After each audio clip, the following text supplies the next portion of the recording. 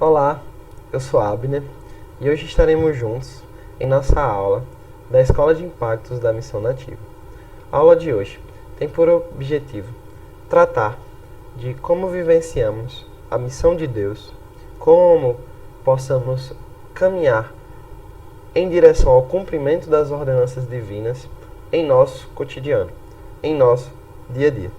De que maneira podemos viver de forma digna do Evangelho, a ponto de, em cada espaço que habitamos, que circulamos, sejamos aptos para proclamarmos as verdades divinas. Sendo assim, eu escolhi tratar a aula de hoje a partir da temática da sabedoria bíblica. E eu espero que vocês sejam edificados neste momento e que o Espírito Santo nos auxilie e nos conduza a uma correta compreensão das verdades de Deus. Então, vamos ao que interessa, vamos dar início à nossa aula. Então, nossa aula, ela tem por título Sabedoria na Vida Comum. Damos início lendo a palavra do Senhor que se encontra em Provérbios, capítulo 9, dos versos 1 ao 12. Peço que todos estejam atentos para ouvir o que o Senhor tem a nos dizer. A sabedoria construiu sua casa, ergueu suas 7 colunas, matou animais para a refeição, preparou seu vinho e arrumou sua mesa. E enviou as servas para fazerem convites desde o ponto mais alto da cidade, clamando: venham todos os inexperientes. Aos que não têm bom senso, ela diz: venham comer a minha comida e beber o vinho que preparei. Deixem a insensatez e vocês terão vida. Andem pelo caminho do entendimento. A sabedoria construiu sua casa, ergueu suas colunas, preparou um banquete e enviou suas servas para fazerem convite a todos os inexperientes. O convite que a sabedoria faz não é um convite restritivo. Antes, ela prepara para nós uma refeição e nos convida a cearmos com ela. Mas o convite da sabedoria não é o único nesse trecho bíblico. Vejamos o convite da tolice. Quem corrige o zombador traz sobre si o insulto. Quem repreende o ímpio mancha o próprio nome. Não repreenda o zombador, caso contrário, ele o odiará. Repreenda o sábio e ele o amará. Instrua o homem sábio e ele será ainda mais sábio. Ensine o homem justo e ele aumentará o seu saber. O temor do Senhor é o princípio da sabedoria, e o conhecimento do santo é entendimento. Pois por meu intermédio os seus dias serão multiplicados, e o tempo da sua vida se prolongará. Se você for sábio, o benefício será seu. Se for zombador, sofrerá as consequências. O convite da tolice é um convite à teimosia. Eu gosto deste texto bíblico porque ele coloca um aspecto, ele ressalta um aspecto que divide os sábios dos tolos, que é o aspecto de sermos aptos a ouvir, sermos pessoas ensináveis, pessoas que estão dispostas, de fato, a aprender com o outro. O zombador, o tolo, ele não abraça o ensino, mas, pelo contrário, o sábio, ele abraça os ensinos e ele aceita os convites que a sabedoria lhe faz. Aqui está o nosso itinerário. Esse é o percurso que iremos percorrer durante nossa aula de hoje. Nós iremos passar pelos tópicos: sabedoria para uma epistemologia integral, a sabedoria e o seu telos, Cristo, a sabedoria encarnada, conformação ou imitação de Cristo, as disciplinas espirituais como exercícios cotidianos rumo ao telos e as nossas considerações finais. Então vamos lá para o nosso primeiro tópico: sabedoria para uma epistemologia integral. Primeiro, vamos conceituar o termo epistemologia. Pode não ser um termo familiar a todos, mas pode ser também para muitos de vocês. Mas vale a pena conceituá-lo para que haja uma compreensão completa daquilo que está sendo exposto. É um termo próprio da filosofia, então desculpem pelo filosofês, mas acredito que no final das contas é algo simples que está querendo ser dito e vocês vão assimilar bem. Então bora lá. O termo epistemologia define uma disciplina própria da filosofia. Uma disciplina como tantas outras que nós conhecemos, como a ética, como a política, como a estética, como a metafísica. E qual a particularidade da epistemologia? Se, por exemplo, a política ela é responsável por pensar a correta gestão da cidade em prol da boa vida dos seus cidadãos e do bom funcionamento da própria cidade, a epistemologia ela é a disciplina filosófica que trata do conhecimento. Ou seja, as suas perguntas centrais são: o que é o conhecimento? Como posso conhecer algo? Na epistemologia, nós discutimos qual tipo de conhecimento nós temos a respeito da realidade. Ela possui uma relação íntima com a metafísica, que se pergunta sobre o ser das coisas. Então, se a pergunta central da metafísica é o que é o ser, a pergunta central da epistemologia também será como que nós conhecemos este ser. Então, já para contextualizar dentro de nossa aula, nós poderíamos nos perguntar o seguinte: o que é o ser de Deus? O que é o Evangelho? Essa seria uma pergunta metafísica. E a pergunta epistemológica seria: como que nós podemos conhecer a Deus? Como podemos conhecer o Evangelho? E a minha proposta, que na verdade não é minha, né? Na verdade existe toda uma corrente de autores e de referenciais cristãos que apoia essa ideia, e eu só estou pegando emprestado a ideia deles, é que o conhecimento que temos a respeito de Deus, o conhecimento que temos a respeito do Evangelho, ele só se torna pleno quando ele atinge o nível de sabedoria. Ou seja, o nosso conhecimento sobre Deus, o nosso conhecimento sobre o Evangelho, ele só se torna completo quando ele se torna encarnado, quando ele ganha os seus contornos também no mundo material. Ou seja, um conhecimento, para ele ser pleno, ele tem que perpassar todas as instâncias da realidade. Ele precisa ser assimilado cognitivamente. A nossa mente precisa pensar como a mente de Cristo, a imagem que Paulo usa. Ao mesmo tempo, esse conhecimento que temos cognitivamente precisa invadir a nossa vida e ganhar os seus contornos em ações práticas do nosso dia a dia. E ao mesmo tempo tem que conduzir a nossa alma a uma submissão ao nosso Deus. Lembrando que o ser humano, ele não é um todo repartido em caixinhas, mas na verdade nós somos um ser integral. Então o nosso corpo e a nossa mente não são instâncias separadas, mas são uma e a mesma pessoa. Sendo assim, a gente precisa viver o que conhecemos de forma integral. Então o conhecimento ele só se torna pleno quando ele vira sabedoria.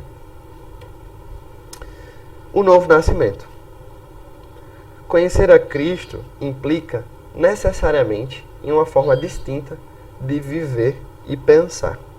Aqui quero tratar com vocês da radicalidade que é o chamado de Cristo para as nossas vidas. Cristo nos convida necessariamente a uma forma particular de vivermos e de pensarmos. Se estamos em Cristo, nós não podemos agir da mesma forma que o mundo age. Essa é uma imagem muito utilizada no Novo Testamento e ela é utilizada para demarcar que a vida e o pensamento do cristão ele é distinto, ele é único. Sendo assim, a gente pode pensar que ao conhecermos a Cristo, necessariamente a nossa vida ela mudará em muitos aspectos. Ela será conduzida a receber novas significações e nós passaremos a habitar no mundo e a enxergar o mundo de uma forma muito particular. Trouxe um versículo para exemplificar isso. Quem acha a sua vida, a perderá, e quem perde a sua vida por minha causa, a encontrará. Seguir Cristo custará a nossa vida.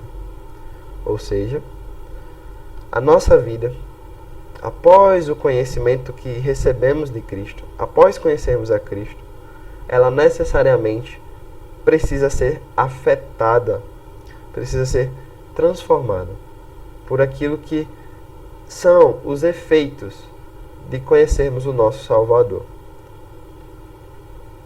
Aqui trago um excerto do Kevin Van Hooser, do seu livro Drama da Doutrina, publicado pela Vida Nova, que diz assim: assim, com a expressão drama da doutrina, queremos dizer que a igreja tanto é plateia quanto participa da ação. Conhecer a Deus é se alistar no teatro participativo. Conhecer a Deus é se alistar no teatro participativo. Prestem atenção nesse trecho, que ele define basicamente o que eu quero tratar nesse tópico. Conhecer a Deus é necessariamente como uma espécie de alistamento, né? Se no alistamento a gente se dispõe a servirmos a nossa pátria e a vivermos de uma determinada maneira em função do serviço militar, conhecer a Deus é como se nós nos alistássemos para participarmos da missão de Deus. Ou nos termos do Van Hooser, né? Como se nós estivéssemos sendo partes integrantes do drama que Deus está traçando no universo. É como se nós fôssemos convidados não somente a sermos plateia, mas também a sermos parte do elenco que dramatiza as ações de Deus no mundo. Então, conhecer a Deus é necessariamente viver conforme Deus exige que nós venhamos a viver. E relembrando as palavras de Cristo, Ele nos diz: aquele que me ama, me obedece. E Ele também diz, né? Aquele que me obedece, esse é o que me ama. Sendo assim, não existe uma separação entre amar a Deus e viver da forma que Deus pede para que venhamos a viver. E o que eu quero trazer e ressaltar é que conhecermos a Deus é algo que só se torna pleno quando a nossa vida ela recebe os impactos desse conhecimento e ela é transformada segundo esse conhecimento. Isso não quer dizer que só são cristãos aqueles que já vivem perfeitamente, até porque isso sequer é possível. Mas é parte integrante de conhecer a Deus o buscar viver conforme Deus deseja. Não estou falando que isso é um pré-requisito para a salvação, pois essa é uma das principais coisas conquistadas pela reforma, ou seja, a verdade de que a salvação ela consiste somente no depósito da fé em Cristo Jesus como único e suficiente Salvador, a doutrina da justificação pela fé somente, mas todos os reformadores eles apontavam para a necessidade de que a nossa fé ela fosse confirmada no processo de santificação e no processo de viver conforme as Escrituras predizem. Então é isso que eu estou querendo ressaltar aqui. E aí a gente vive um problema hoje, muito comum em diferentes igrejas, que é o problema da conversão meramente cognitiva. Eu creio que existe uma ênfase do Ocidente moderno em conhecimentos axiomáticos. O que eu quero dizer com isso? Com a virada da Idade Média à Idade Moderna, a gente tem uma mudança radical na forma de pensarmos o mundo, pois há uma tentativa de romper, né, com o movimento iluminista, uma tentativa de que sejam rompidas todas as formas de pensamento que se pautam na fé ou em narrativas que não são passíveis de exame racional. Ou seja, se elas não se submetem aos critérios da racionalidade, elas são necessariamente descartadas, são de pouco valor. Isso se estabelece como algo hegemônico no Ocidente. Isso permite que sejam construídos grandes sistemas axiomáticos de pensamento, aqueles sistemas lógicos. É nesse período que haverá uma grande disseminação de teologias sistemáticas, porque já que o critério é plausível, o critério para que algo se tornasse plausível era que esse algo se submetesse a os critérios racionais próprios do iluminismo, a própria teologia inicia um movimento de responder aos desafios iluministas dentro dos próprios critérios iluministas. Então, as teologias sistemáticas surgem para suprir essa necessidade, para responder o clamor de uma época. Mas isso deixa marcas na cultura. A gente percebe isso quando o conceito de cosmovisão cristã surge nas pessoas de James Orr, que é o primeiro a usar esse conceito na teologia. Lembrando que o termo cosmovisão é um termo importado da filosofia, que foi primeiro utilizado por Immanuel Kant, o filósofo alemão. E na teologia, ele é primeiro definido por James Orr e depois por Abraham Kuyper. E tanto James Orr quanto o Kuyper, e aqui majoritariamente o James Orr, mas também o Kuyper, eles entendiam a cosmovisão cristã como sendo um conjunto de ideias. E isso não é tentando desvalorizar aquilo que é a obra do Orr e do Kuyper. Porque no momento de vida deles, isso era algo definitivamente necessário, pois era assim que os debates na arena pública eram travados, a partir de ideias. Mas hoje, fazendo uma avaliação, a partir daquilo que é a crítica do James Smith, a conceituação clássica de cosmovisão, nós podemos chegar em um ponto, talvez, que honre de forma mais integral as verdades bíblicas. Ou seja, o conceito de cosmovisão cristã ele não pode ser entendido somente como ideias, como teorias sobre o mundo, mas devem ser entendidos como compromissos do coração. E agora, trazer essa citação primeiro do Van Hooser, do mesmo livro citado anteriormente, que diz assim: o que é tentador na teologia propositiva, ou seja, essa teologia que se pauta em métodos racionais somente, é a ideia de que se pode ser proeficiente em teologia, conhecendo o sistema de verdades comunicadas através da linguagem e da literatura da Bíblia. O que é tentador é o pensamento de que se pode embalar a Bíblia em um sistema conceitual mais organizado que o original. O que é tentador é a sugestão de que basta conhecer as informações assim embaladas. Ou seja, o que é tentador nesse tipo de teologia é acharmos que o fato de conhecermos as informações e sabermos trabalhar adequadamente com elas seja suficiente para a nossa fé. E aqui entra a crítica do James Smith.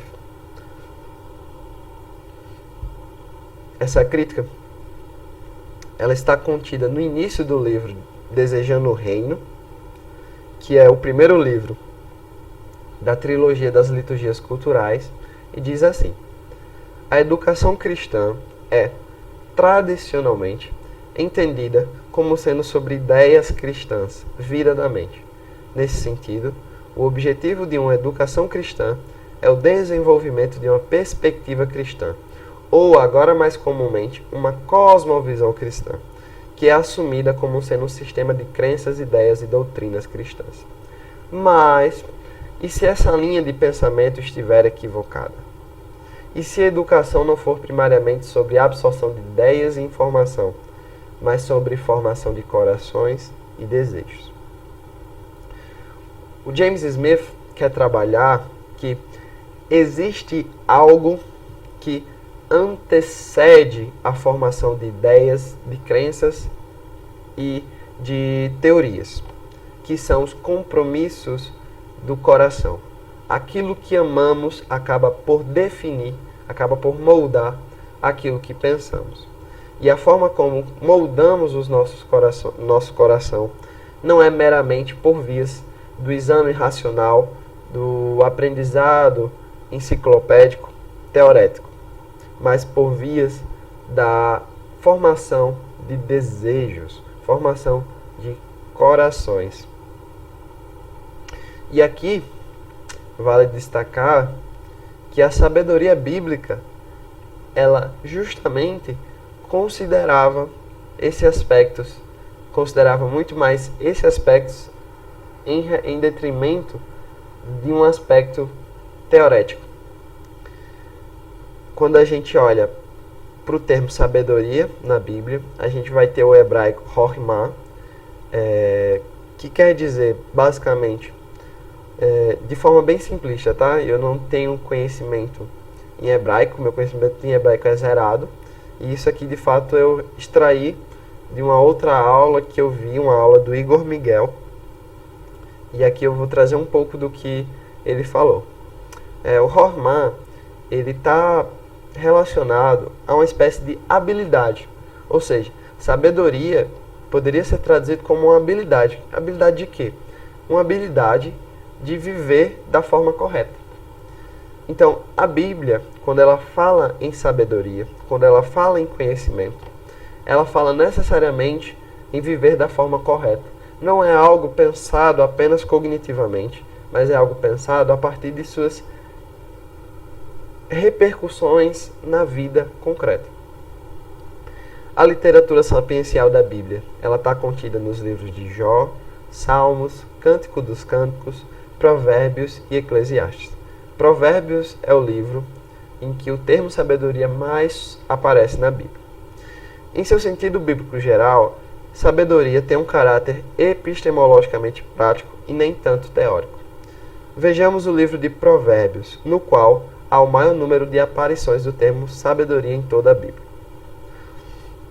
Como a água fria para o sedento, tais são boas notícias vindas de uma terra distante. Olha que bonito isso. O escritor de Provérbios, ele escolhe tratar de uma verdade, ensinar uma verdade a partir de uma metáfora, né, a partir de uma imagem no mundo concreto, para expor aquilo que ele quer dizer. Ou seja, água fria para o sedento. Isso acontece em Provérbios o tempo todo.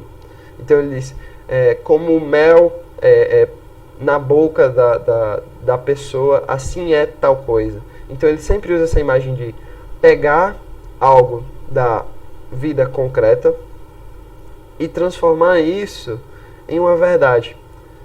Então, como a água fria para o sedento, ou seja, como aquele que padece sedento por água, assim são as boas notícias vindas de uma terra distante.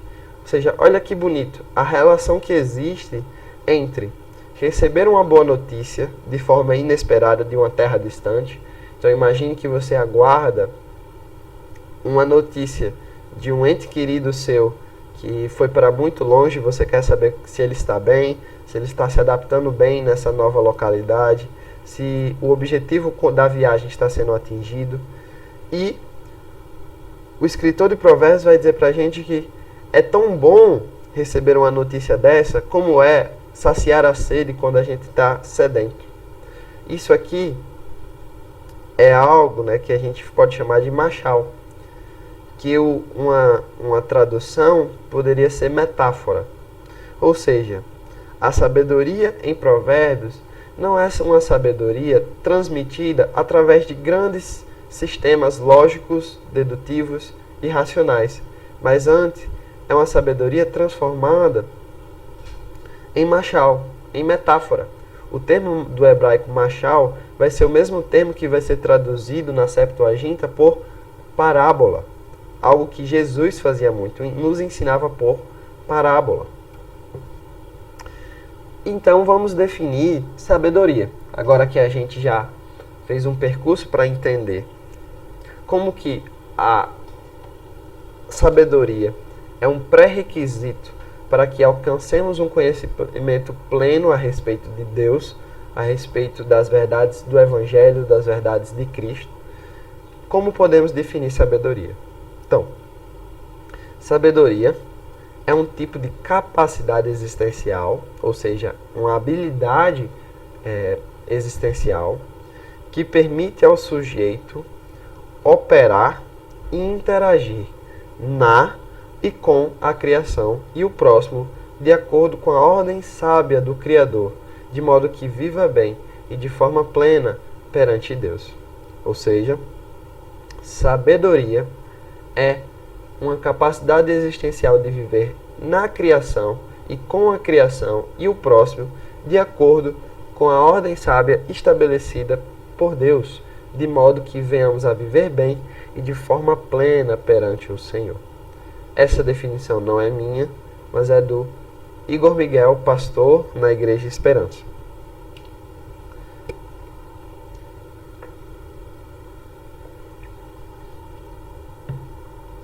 Então vamos continuar. A sabedoria cristã e o seu telos. Lembrando que o termo telos também é um termo grego que quer dizer finalidade, ou seja, o objetivo das coisas, o propósito das coisas.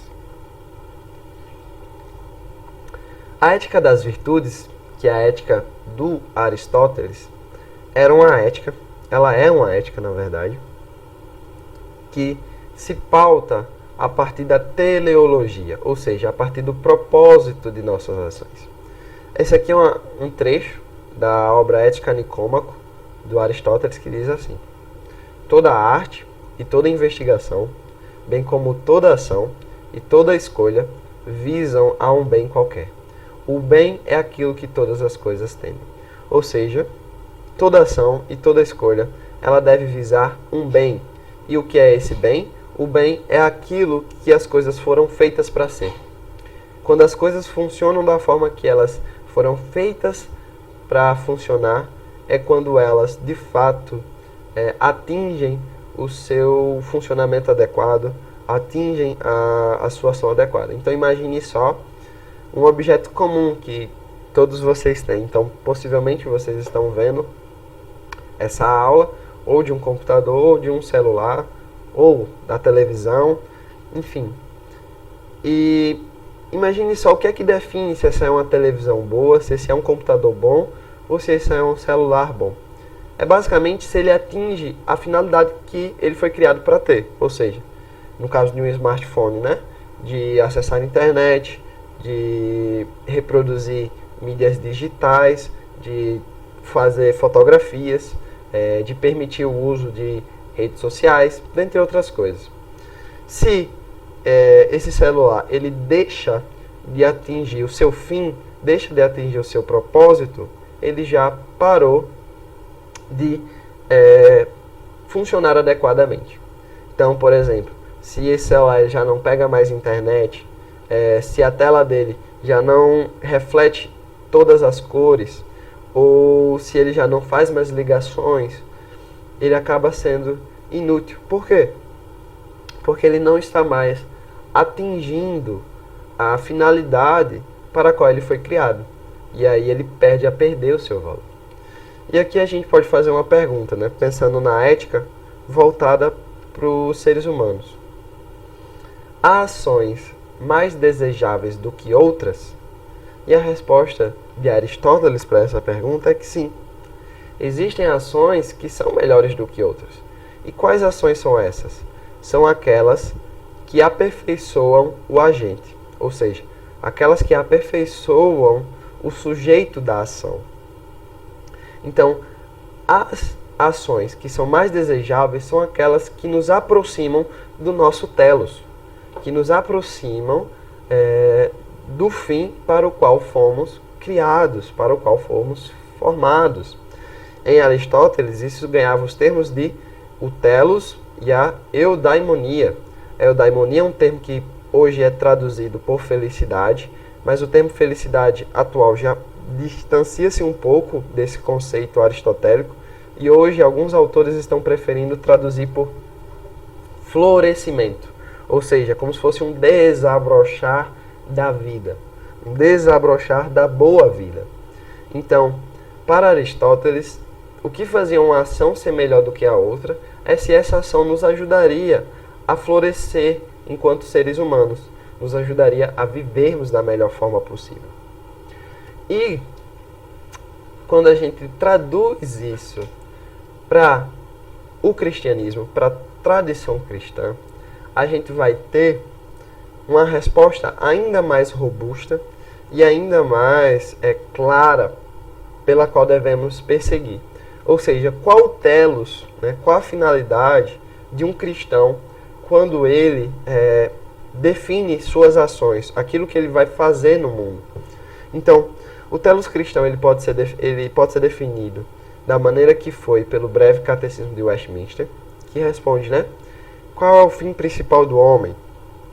O fim principal do homem é glorificar a Deus e satisfazer-se nele para sempre.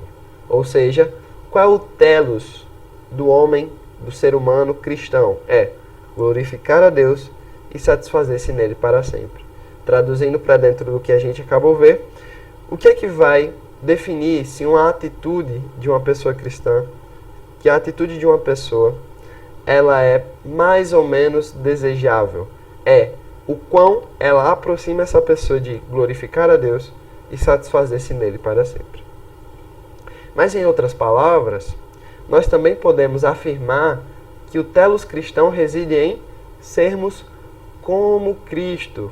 Ou seja, o objetivo das nossas ações na terra são de nos fazermos semelhantes ao nosso Senhor Jesus Cristo. Como o apóstolo diz lá em Filipenses: tende vós o mesmo coração, alguns traduzem coração, sentimento, ou seja, tende vós o mesmo coração de Cristo, ou seja, sejam semelhantes a Cristo. Então, vamos agora para o próximo tópico, intitulado Cristo, a sabedoria encarnada. E aqui vamos ler a palavra do Senhor, encontrada em Efésios, capítulo 1, do 4 ao 10. Porque Deus nos escolheu nele, antes da criação do mundo, para sermos santos e irrepreensíveis em sua presença. Em amor, nos predestinou para sermos adotados como filhos por meio de Jesus Cristo, conforme o bom propósito da sua vontade, para o louvor da sua gloriosa graça, a qual nos deu gratuitamente no amado. Nele temos a redenção por meio de seu sangue, o perdão dos pecados, de acordo com as riquezas da graça de Deus, a qual ele derramou sobre nós com toda a sabedoria e entendimento. E nos revelou o mistério da sua vontade, de acordo com o seu bom propósito que ele estabeleceu em Cristo, isto é, de fazer convergir em Cristo todas as coisas, celestiais ou terrenas, na dispensação da plenitude dos tempos. Ou seja, em quem o propósito de Deus é revelado? Em Cristo Jesus. Cristo Jesus é o paradigma perfeito daquilo que todos nós devemos ser.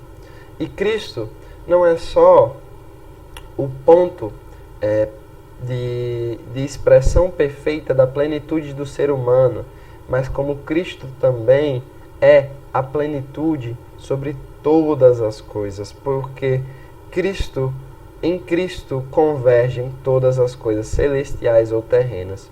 Ou seja, Cristo é pessoa na qual reside a plenitude de todas as coisas. Sendo assim, Cristo é a sabedoria encarnada em sua mais plena, mais perfeita expressão. Por isso que nós podemos definir o telos cristão também como sendo sermos semelhantes a Cristo. Kevin Van Hooser mais uma vez. Jesus Cristo, a sabedoria que habitou no mundo, é o portador do Machal por excelência. De alguma forma, Cristo reorganiza o real, suas histórias, ensinos e parábolas. A tradução de Machal para o grego na Septuaginta oferecem uma narrativa alternativa, uma mudança de perspectiva que tem o próprio Jesus como centro de gravidade. Jesus Cristo é a palavra e a sabedoria de Deus, o revelador e o redentor, o caminho, a verdade e a vida. Cristo é a sabedoria que devemos buscar em nosso cotidiano. Mas quando a gente fala de sermos semelhantes a Cristo, isso pode cair em uma discussão sobre conformação ou imitação de Cristo. Eu sei que há aquele célebre livro do Thomas de Kempis, né, Imitação de Cristo, mas eu sequer li esse livro, então não é uma referência a ele, nem uma crítica a ele, é apenas um uso dos termos, conformação e imitação. Tá bom? Então bora lá. O Alistair McGrath, ele diz o seguinte: pela fé, o crente é conformado a Cristo, ou, mais acertadamente, o processo de conformação a Cristo tem o seu início. Pela fé, o crente é apanhado em uma nova visão da vida, uma nova estrutura de existência, incorporada paradigmaticamente em Jesus Cristo, tanto sua proclamação como em sua pessoa. Os crentes revelam essa história de Jesus Cristo. O McGrath vai dizer que a ideia é muito mais de conformação do que de imitação. Por quê?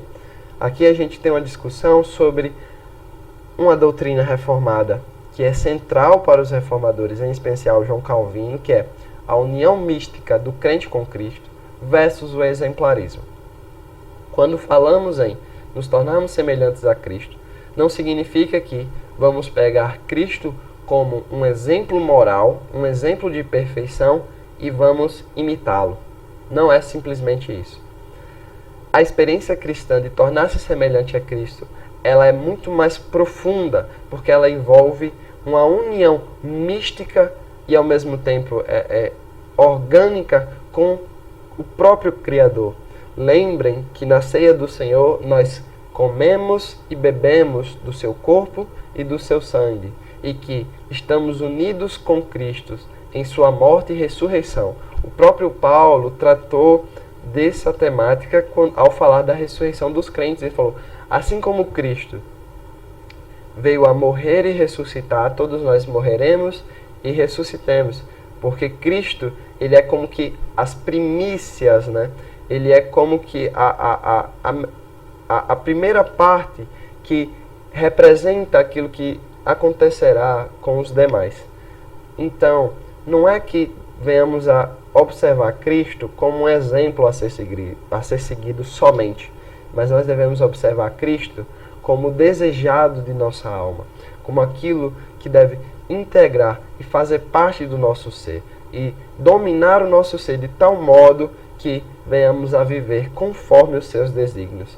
É isso que significa: aquele que perder a sua vida, esse a achará. Nesse processo, a gente concede a nossa vida para o nosso Senhor Jesus Cristo. E Ele habita em nós, fazendo com que a nossa vida seja muito mais plena, muito mais abundante. E aqui, já partindo para o final de nossa aula, queria tratar algo que é de suma importância por aquilo que temos conversado. Que você pode perguntar: Abner, tudo que você falou agora, tudo isso parece estar num campo muito abstrato, num campo muito teórico, mas na verdade não. Tudo isso que temos tratado são subsídios para que nós cheguemos nesse ponto, de que o que eu faço, no fim das contas, para atingir essa semelhança com Cristo, essa obra de glorificar a Deus e satisfazer-se nele para sempre. E, em minha concepção, né, que também não é somente minha, ela é ancorada em outros, as disciplinas espirituais são os exercícios do cotidiano que nos fazem caminhar para o telos, que é sermos semelhantes a Cristo. Primeiro eu queria abordar essa relação íntima que existe entre o termo discípulo e disciplina. Ambos os termos da língua portuguesa descendem do mesmo original no latim, discípulos, ou seja, ser discípulo significa ser disciplinado. A disciplina, ela é basicamente aquilo que nos é dado para que venhamos a aprender algo. Por isso que na escola nós chamamos português, matemática, química, física de disciplina. Porque é aquilo que nos é dado para que venhamos a obter o conhecimento de alguma coisa. E ser discípulo significa ser disciplinado para conhecer algo. No caso, ser discípulo de Cristo é ser disciplinado para conhecer a Cristo, para ser como Cristo. Então, ambos os termos, discípulo e disciplina, possuem a mesma raiz na palavra do latim discípulos, que significa aquele que aprende. Mas você pode perguntar, mas Abner, para que disciplinas espirituais? As disciplinas espirituais são os meios de graça que Deus nos concedeu para que venhamos a funcionar conforme fomos projetados. Uma coisa funciona adequadamente quando cumpre o seu propósito inicial. E esse é o aspecto teleológico de nossa vida, como eu falei lá atrás, tratando da ética das virtudes de Aristóteles. Ou seja, dentro da tradição cristã, nós vamos entender que a forma que nós caminhamos para viver de forma plena, viver de forma santa, é através das disciplinas espirituais. E um sinônimo para as disciplinas espirituais são meios de graça. E o que são essas disciplinas espirituais? São os atos através dos quais nos alinhamos ao fim último de nossas vidas. Tais atos são vividos em nosso cotidiano e relembram a razão de nossa esperança. O que eu quero dizer com isso? São aquelas coisas que nós fazemos que de alguma maneira nos alinham, nos colocam em harmonia com a finalidade para a qual fomos criados, ou seja, glorificar a Deus e gozar dele para sempre. Esses atos das disciplinas espirituais, meios de graça, são vividos em nosso cotidiano e relembram a razão de nossa esperança. São as atividades que colocamos no nosso dia a dia que nos ajudam a vivermos da maneira sábia, correta, conforme as Escrituras nos ensinam. Alguns exemplos de disciplinas espirituais são o estudo, a meditação, a oração, a memorização dos textos bíblicos, o jejum, a celebração, a confissão dos pecados, dentre tantas outras que poderiam ser citadas. Sobre as disciplinas espirituais, há muito material na internet. Há um material de muita qualidade que foi publicado recentemente no Medium pela Vanessa Belmonte. Ela fez uma série de exposição sobre as disciplinas espirituais. Se eu não me engano, ela aborda entre 15 a 16 disciplinas espirituais e faz um texto curto, mais profundo sobre cada uma delas e de como que é importante que venhamos a assimilar essas práticas no nosso dia a dia para que a nossa vida cotidiana e comum seja preenchida pela eternidade e assim possamos viver uma vida devota ao nosso Deus. Então, finalizando, vou fazer uma breve recapitulação para que fique bem claro quais pontos foram tratados. Primeiro, nós tratamos que todo conhecimento só se torna pleno quando ele vira sabedoria. Esse foi o tópico nomeado como sabedoria para uma epistemologia integral. Nesse tópico a gente definiu sabedoria, definiu conhecimento, definiu epistemologia, na verdade, e depois disso a gente trabalhou como que a gente pode definir sabedoria a partir do seu telos, a partir da sua finalidade. E essa finalidade ela é importante porque ela nos regula a entendermos qual o caminho estamos a seguir e que tipo de ações devemos tomar para alcançarmos essa finalidade. Após isso, entendemos que os telos cristãos são sermos como Cristo, ou também podemos dizer que é glorificar a Deus e nos satisfazermos nele para sempre. Além disso, vimos que Cristo é a sabedoria encarnada, aquele em que reside toda a plenitude das coisas que são, que existem, e que o nosso processo de semelhança a Cristo, de tornarmos-nos semelhantes a Cristo, está muito mais para um processo de conformação do que de imitação. Ou seja, é quando a gente se torna moldado por Cristo, nós ganhamos os conformes, as formas de Cristo. E nós fazemos isso através de uma experiência pessoal de relação com o nosso Deus. E tudo isso é experimentado em nosso cotidiano a partir do referencial das disciplinas espirituais, que são fundamentais para que no nosso dia a dia nós lembremos das verdades eternas, nós lembremos da razão de nossa esperança. Então, esse foi o percurso que nós percorremos e todo ele é fundamental para entendermos como que a sabedoria bíblica é o caminho para que sejamos, de fato, pessoas que vivem proclamando a missão de Deus, proclamando o Evangelho do Senhor Jesus em todo e qualquer espaço, fazendo como o apóstolo Paulo nos orienta, para que venhamos a viver de forma digna do Evangelho, para que sejamos luz, como o nosso Senhor é luz. E para finalizar de vez, vamos ler esse texto que está em 2 Pedro, capítulo 3, do 8 ao 14, que diz assim: Não se esqueçam disto, amados. Para o Senhor, um dia é como 1000 anos, e 1000 anos como um dia. O Senhor não demora em cumprir a sua promessa, como julgam alguns. Pelo contrário, Ele é paciente com vocês, não querendo que ninguém pereça, mas que todos cheguem ao arrependimento. O dia do Senhor, porém, virá como ladrão. Os céus desaparecerão com um grande estrondo, os elementos serão desfeitos pelo calor, e a terra e tudo o que nela há será desnudada. Visto que tudo assim será desfeito, que tipo de pessoas é necessário que vocês sejam? Vivam de maneira santa e piedosa, esperando o dia de Deus e apressando a sua vinda.